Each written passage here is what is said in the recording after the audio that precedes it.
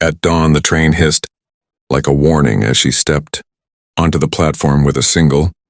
carpetbag and a name that had already damned her, because whispers moved faster than steam and everyone in Red Willow knew the saloon girl had come for a mail-order marriage, her past clinging to her skirts like coal dust. And when the first man who had written to her saw her face and heard the rumors, he turned away without even touching her hand, leaving her standing in the cold with the sudden certainty that the town would swallow her whole if she let it. She had crossed half a continent to escape a life of gin breath and grabbing hands, of piano keys slick with sweat and promises paid in coins tossed like insults, believing ink on paper could remake a woman. But the station crowd's eyes stripped her bare anyway, measuring hips, counting sins, deciding she was not the kind of wife a church bell should claim. Another suitor arrived, then another, each with a letter she recognized by the hopeful loops she had practiced late at night. And each time the same tightening smile, the same excuse about reputations and daughters, until the platform thinned and the wind cut through her coat and she tasted panic like rust. That was when the richest man in the territory rode in alone. Late, his horse lathered, his black hat pulled low, a man who owned more land than the town could see and yet had never married. And when he dismounted, he looked at her not like a bargain or a scandal, but like a question he had waited too long to ask. He knew the whispers, she could tell by the way his jaw set, and he asked her name anyway. And when she gave it, he offered his arm in front of everyone, saying he had come for her,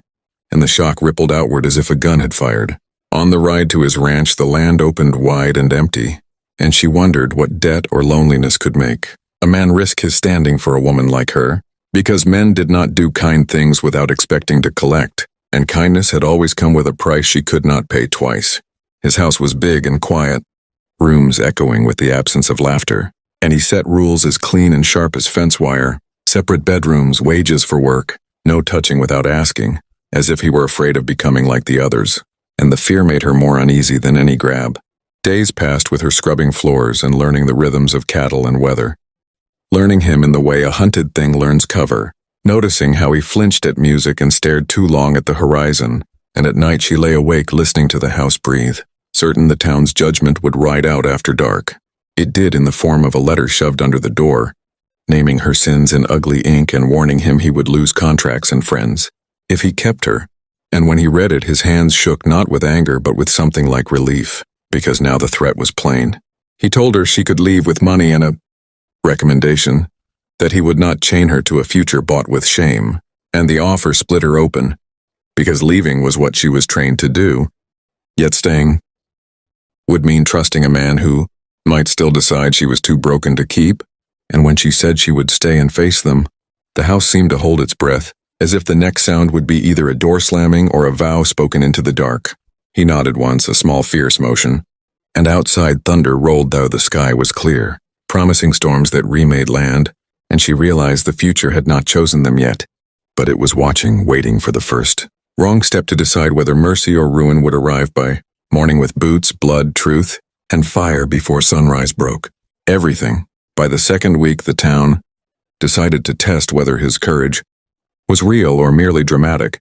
and the test came riding in with a preacher and two businessmen whose smiles were sharp enough to cut rope, men who sat at his long table and spoke softly about contracts and reputation while never once looking directly at her, as if ignoring her could erase her existence, and she felt the old familiar urge to disappear before the damage spread, because she had learned that when men spoke gently, it meant something cruel was being prepared. He listened without interrupting, his wealth and power filling the room like a storm cloud, and when they finally said her name aloud, it sounded like an accusation, reminding him of where she had worked and what men paid for there, hinting that his ranch hands were already talking, that the church would not bless such a union, that business could dry up faster than a creek in August. She waited for him to fold, because men always folded when the price became public, but instead he surprised everyone by standing and thanking them for their concern, then calmly explaining that his land and money were his alone, and his future would be decided the same way. And when they left angry and humiliated, she realized she was trembling, not from fear but from the terrifying possibility that someone was choosing her even when it cost something real. That night a rider tried to set fire to the barn, and she woke to smoke and shouting, racing outside barefoot as flames licked the dry wood, and she expected him to tell her to hide while he handled it. But instead he pressed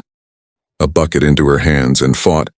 beside her until the fire was beaten back, and when the ranch hands arrived they saw them together in ash and sweat, equals in the mess, and something shifted in the way they looked at her. Still, danger clung to the days,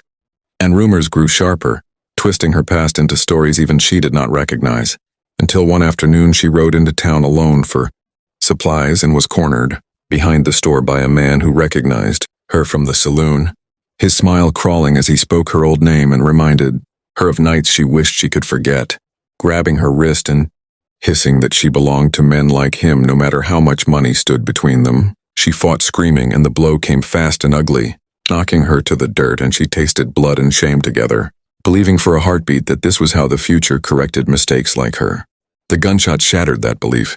the sound echoing off buildings as the man fell back clutching his shoulder, and when she looked up he was there, fury carved into his face, gun smoking, his control finally broken for her sake, and the crowd stared in stunned silence at the truth they could no longer ignore. He did not kill the man, choosing instead to drag him to the sheriff and lay out charges that would stick. And the restraint was more shocking than the violence,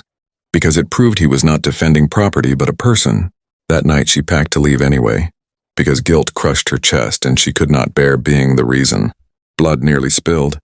but he stopped her at the door and said something that changed everything, telling her he had been lonely long before she arrived, rich in land and poor in connection, afraid of marriage because he believed he had nothing gentle left to give, and that her courage in staying had exposed that lie. She confessed everything then, not just the saloon but the debts, the mistakes, the way she had learned to survive by becoming whatever men wanted, and she expected revulsion. Yet he listened as if every word mattered, as if truth itself were worth protecting. When she finished, he said he could not erase her past, but he could stand between it and her future, and asked if she would stand with him in return, not as charity but as choice. And the question terrified her more than any threat because it offered no escape. Outside, the town waited to see who would leave at dawn, and inside the house the air tightened with possibility, because if she stayed now it would not be as a kept woman or a bargain bride, but as something dangerous and new. And the choice she made before morning would decide whether the storm gathering over Red Willow would destroy them both or finally burn the old lies to the ground. Morning came hard and bright, exposing every fear she had not slept away, and before the sun fully cleared the hills the town gathered as if drawn by instinct to the ranch, waiting for a public ending to a private gamble, because scandals demanded conclusions and they intended to witness hers. Yet she walked out beside him with her spine straight and her head high, refusing to let shame bow her again. The preacher arrived first, stiff and certain, declaring that a woman with her history could never be a wife blessed by God, and the words cut deep enough that she almost stepped back, until he reached for her hand in front of everyone and said quietly that a God who measured souls by their worst night was not one he recognized. The murmur that followed was not approval but shock, and before it could settle another rider burst through the crowd, carrying papers that changed everything, revealing that the businessmen who had threatened him were exposed for land fraud and arson attempts meant to drive him into selling, including the barn fire, and suddenly the moral high ground collapsed beneath them like rotted wood. The sheriff read warrants aloud, names falling like stones, and as the guilty were dragged away the town's attention snapped back to her, because even corruption could not erase the hunger to judge a woman. That was when the saloon owner rode in drunk and furious, shouting her old name, screaming that she owed him, that she was bought and paid for, pulling a knife and charging through the stunned crowd, and in that frozen second she understood that the past never asked permission before returning. He moved faster than thought, stepping between them. But she did something no one expected, lifting her voice and telling the truth so loud it echoed off the hills, confessing every sin she had been accused of and more, naming the nights she survived and the men who used her, stripping the power from secrets by dragging them into the open, and the knife wavered as the saloon owner realized he no longer controlled the story. The gunshot came from her hand, not his, fired clean and true into the dirt at the man's feet, a warning that stopped him cold, and the crowd gasped as the sheriff took him away,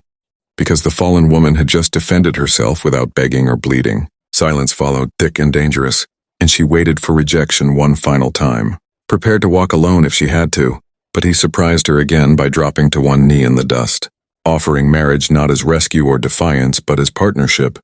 promising respect written not on paper but in daily choices, and the gesture broke something open in the people watching, because power humbling itself for love was rarer than forgiveness. She said yes with tears burning her eyes, not because she needed saving, but because she wanted the future he was offering, and the vow was sealed not by the church but by the raw honesty that had nearly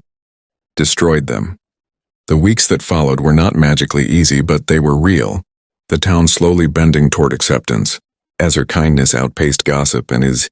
integrity exposed hypocrisy, until the past lost its grip simply because it no longer defined her. Years later, when the ranch thrived and laughter filled the once empty rooms, a young woman arrived by train carrying fear in her suitcase, and she met her at the platform with warmth instead of judgment, because the richest gift she had received was the chance to become someone who offered others the same mercy.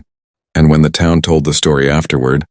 they spoke not of a saloon girl who married well, but of a woman who faced her past without flinching, and a lonely rich cowboy who discovered that the greatest fortune was not land or gold, but choosing love when the world expected rejection. And together they proved that the most shocking endings were not tragic ones, but the rare moments when grace won and stayed.